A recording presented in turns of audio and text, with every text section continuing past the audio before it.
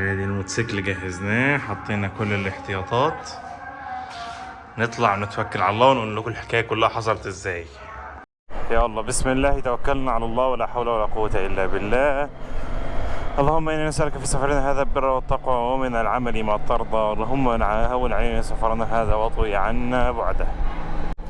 طبعا احنا قررنا سريعا كده ان احنا نروح مرسى مطروح، ومعانا النهارده اليوتيوبر احمد علاء ايزي بايكر، وحسن واحد من اجمل الناس والله اللي تعاشرهم يعني. المهم اني بقالي فتره طبعا عايز اخرج وعايز ابتدي السفر، لاني حرفيا نسيت السفر. والله يا جماعه انا بقالي اكتر من سنه ما سافرتش لدرجه اني نسيت السفر، وممكن يكون ناسي النهارده حاجات كتير جدا اخدها معايا. فاللي حصل ان انا لميت حبه حاجات كده في ساعه، ونزلت لميت حبه احتياطات في ساعه، الموتوسيكل وعده ومش عارف ايه، وهوبا يلا بينا. فيا رب نطلع في سفريه جميله، نسافر وننبسط ونرجع غانمين سالمين، ما نكونش ناسي حاجه ايه تضايقنا. الوجهه دي حوالي 300 كيلو النهارده. ال 300 كيلو دول هنقطعهم اعتقد في 3 ساعات. فنزلنا الفجر علشان نهرب من حراره الشمس. قلنا مثلا نبتدي، احنا دلوقتي مش عارف الساعه كام دلوقتي، الساعه 5. قلنا نبتدي 5 نوصل الساعة 8، الدنيا لسه في البدري، نلحق اليوم من اوله وننبسط. الموضوع ده ان اعملوا لنا لايك في بداية الفيديو، لان بقالي كتير ما سافرتش، وانا عارف ان نسبة كبيرة جدا من المتابعين الفيديوهات بتاعتنا كانت على السفر. فتعالوا استمتعوا معانا باجواء السفر بالموتوسيكل، وخلينا اوريكم مصر بقى بشكل مختلف، لان احنا رايحين نكتشف مرسى مطروح اللي محدش يعرفها. وفعلا في اماكن في البلد اللي احنا رايحينها دي عبارة عن مالديف، وواحدة من اجمل الاماكن في العالم. اهلا ابو حميد، ازيك يا حسن؟ يلا احسن في تريلا هتدوسنا. يلا. الحلو بقى يا جماعه في الطريق ده انك تقريبا ماشي موازي للبحر، فشامم ريحه البحر على الطريق، فاحساس مبهج جدا. وانت طالع كده الفجر هنشوف الشروق واحنا ماشيين، الشمس ابتدت تزرق شويه وريحه البحر الجميله. بس المشكله ان احنا في الصيف دلوقتي، الطريق ده يا جماعه زحمه جدا ومليان عربيات الصبح بقى اللي بتودي العماله لمدينه العمان الجديده، قاعدين تغرز والدنيا ضلمه شويه. دي اول حته بس من ناحيه اسكندريه، بعد كده بتلاقي انوار الاضاءه موجوده في كل مكان يعني. يا جماعه حصل حاجه غريبه جدا، فجاه واحنا في عز الحر يجيلك زي منخفض كده في الارض، الاقي لك احنا سقعنا يا جدعان، دخلنا الفريزر مش عارف ازاي، سبحان الله والله كأنه خط هوا وانت دخلت الفريزر. السفر في الموتوسيكل بتحس تغير درجات الهواء اللي في سفرك، وضع تاني، حياة تانية. مين عنده تفسير للنقطة دي؟ هل ده مثلا انخفاض وارتفاع الطريق بيتغير فيه، او لو الطريق مثلا فاضي يبقى فيه ندى ساقع؟ الدنيا تلج دلوقتي، تلج حرفيا تلج يعني. لابس نص كم ده نازل هيقف يلبس جاكيت. ازيك يا حسن؟ عامل ايه؟ اخبارك ايه؟ ازيك يا ابو حميد؟ عامل ايه؟ حبيبي كله بخير؟ هتلبس جاكيت عشان الساعة ده فجأة لقينا الدنيا سقعت كده.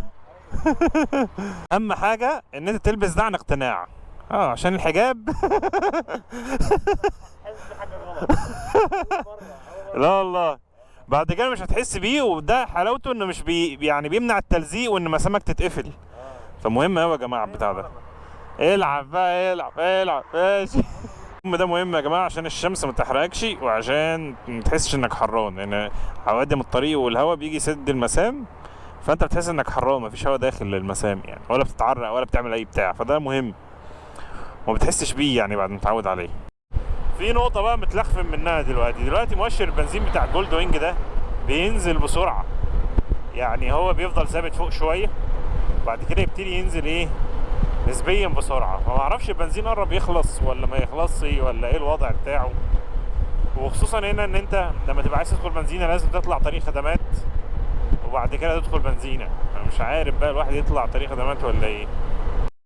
الحمد لله على السلامة، وصلنا العلمين. الواحد بيدخل هنا بيحس ان هو دخل دبي كالعاده. كل سنه الواحد بيجي بيلاقي ابراج اطول من اللي قبلها. مشكله ان انا كل سنه مسافر مطروح واعمل لكم فلوج، يا رب ما تكونوا زهقتوا مني ان الفلوج ده متكرر بس كل مره بطعم مختلف. الحمد لله على السلامه يا جماعه، وصلنا دبي. عقبال ما نروح دبي بالموتوسيكل ان شاء الله. عارفين ايه ده يا جماعه؟ ده تذكار او مكان المقابر بتاعه الايطاليين اللي اتدفنوا او اللي كانوا في الحرب العالميه الثانيه، لان العالمين كانت من الاماكن اللي كانت منطقه ملتهبه في الحرب العالميه الثانيه. ففي هنا مقابر، وفي الناحيه الثانيه متحف العالمين مشهور جدا في اللي حصل بقى في العالمين وكل ده. المنطقه دي كلها يا جماعه اللي احنا كنا فيها دي اصلا كانت مليانه الغام، والحكومه هي بقى اللي على مدى كان عشرات السنين حرفيا كانوا بيشيلوا الالغام ويشيلوا اثار الصواريخ والحاجات دي كلها. وكل ده هتلاقوه اصلا في المتحف بتاع العالمين. المتحف بتاع العالمين ده ممتع جدا بالنسبه، يعني لو راح الساحل عايز تستمتع وتوري اطفالك التاريخ والكلام ده هتنبسطوا جدا يعني. طبعا الاجواء جميله. احنا وقفنا نصلي، واوعى تنسى حاجتين مهمين جدا في السفر، انك تلتزم بصلاتك، والنقطه الثانيه والاهم هي اذكار الصباح. الصباح لسه طالع اهو، الجو يروق شويه وان شاء الله نطلع نتوكل على الله. طبعا طلعت لي دلوقتي الموتوسيكل، طلع لي علامه F1. F1 دي علامه بتطلع لما في عطل في الموتوسيكل او حساس مش قاري، وهو بيفضل يقول لك الاكواد كده، فطلع حساس الجاكمان عشان البيئه. يعني حساس الجاكمان ده لما مش مظبوط المفروض يقول لك يعني معلش بقى يا عم الساحل هنأثر معاك في البيئه شويه. دلوقتي وصلنا عندنا مراسي، عند سيشل والساحل الشرير، حيث زجاجة المياه ب100 جنيه. واحلى حاجة ان فعلا الطريق يا جماعة واسع وشكله فوق الرهيب، فوق الرهيب حرفيا يعني. ده الطريق بقى اللي نشغل فيه مثبت السرعة. ادي مثبت السرعة، هات عن 100، ثبت السرعة يا باشا. بس انت كده تمام، بس احنا كده تمام، مش محتاجين حاجة من الدنيا. هو ماشي ومثبتين السرعة. مثبت السرعة ده بقى اختراع ظريف جدا بصراحة يعني، ولكن تثبيت السرعة غالبا ما بتستخدموش حرفيا غير 10%. طبعا عندنا استاذ حسن اهو جميل اهو، وعندنا الاستاذ ايزي بايكر اهو، طبعا حسن بالام 310 و احمد علاء بالياماها السوبر تينيري تينيري 1200، وانا 1800 وحسن 1300. مجموعنا كام يا جدعان؟ 3000 وشويه. الحمد لله على السلامه يا جماعه، وصلنا مرسى مطروح. لله على السلامه. صراحه يا جماعه ان واحده من احلى التجارب اللي عاملها اني اسافر بدري كده. بصراحه السفر في الصبح في الظهر فرهضه، خصوصا في الصيف عطش وبهدله بصراحة ده أحلى واحدة من أحلى الخيارات اللي احنا عملناها، إن احنا نوصل بدري كده المدينة، نفطر في مرسى مطروح. تقريبا كده احنا طالعين نفطر في مرسى مطروح. طبعا احنا يعني ما ينفعش نيجي مطروح غير لما نفطر في مطعم التركي. احنا دلوقتي جبنا عدس وكبدة وكمونية وفول وحبة السلطات الجميلة بتاعتنا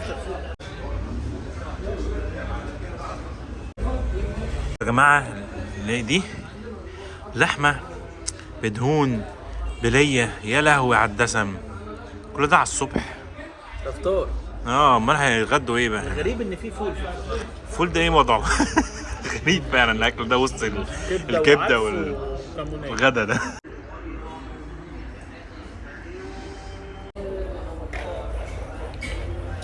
الله. طيب الحمد لله فطرنا عند مطعم التركي. طيب وصلنا الكورنيش يا جماعه. يا جماعه احنا دلوقتي موجودين فين؟ موجودين في كامب سي عمر، المكان اللي احنا دايما بنحضر فيه، لان ده واحد من الاماكن اللي ممكن تعيشوا فيه 24 ساعه في البحر.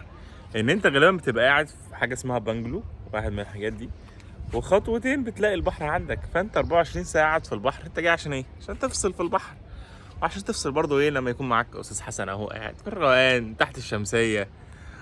عندك البحر قدامك يعني، انزل وقت ما انت عايز واسمع صوته وقت ما انت عايز وشم ريحة البحر كده وقت ما انت عايز. طبعا الفطار هيكون وسط السمك الصغير النمنم خالص ده. الله الله الله الله الله الله الله. العبد لله دخل الجولد وينج وسط الصحراء. المكان ده دايما من احلى الاماكن.